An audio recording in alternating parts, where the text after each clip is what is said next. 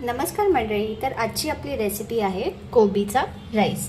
तर चला मग आता आपण रेसिपीकडे वळूया. आता इथे मी तुम्हाला कोबी राईससाठी काय काय साहित्य लागणार आहे ते सांगते. इथे मी कोबी घेतला असा चिरून अशा पद्धतीने, अर्धी वाटी वटाणा घेतला आहे, हिरवा वटाणा. कांदा घेतला असा एक उभा कापून, टोमॅटो असा एकच उभा कापून, गाजर घेतला असे त्याचे पीसेस केले आहेत, 3 हिरव्या मिरच्या घेतल्या आहेत आणि कोथिंबीर घेतली आहे.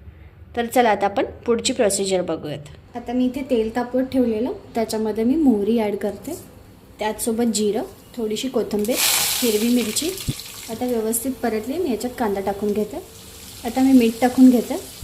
इथे आपला कांदा चांगला सॉफ्ट झालेला आहे. आता मी याच्यात टोमॅटो टाकून देते आणि त्याचसोबत वटाणाही टाकून घेते, गाजर, आणि आता मी कापलेली कोबी टाकून घेणार आहे. व्यवस्थित मिक्सअप करून घ्यायचं सगळ्यांना.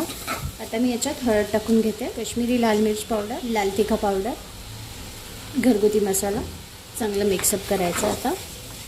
आणि आता मी थोडा मॅगी मसाला टाकून घेते आणि आता मी 5 मिनटं झाकण लावून ठेवणार आहे. आता इथे आपली 5 मिनटं झाल्यात. मी झाकण उघडून बघते. इथे व्यवस्थित आपलं गाजर वगैरे सगळ्या भाज्या व्यवस्थित शिजलेल्या आहेत. आता मी याच्यामध्ये आधीच बॉईल केलेला राईस होता तो टाकून घेणार आहे. आता मी याच्यात बॉईल केलेला राईस टाकते, प्रॉपरली मिक्स करून घ्यायचं.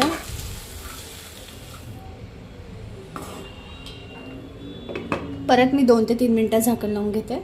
आता इथे 2 ते 3 मिनटं झाले. झाकण ओपन करून बघूया. वा, आता मी याच्यात शेवटी थोडी कोथिंबीर टाकून घेते. तर चला आता आपण सर्व करायला घेऊया. तुम्हाला जरी माझी रेसिपी आवडली असेल तर प्लीज माझ्या चॅनलला लाईक, शेअर अँड सबस्क्राईब करायला विसरू नका. थँक्यू.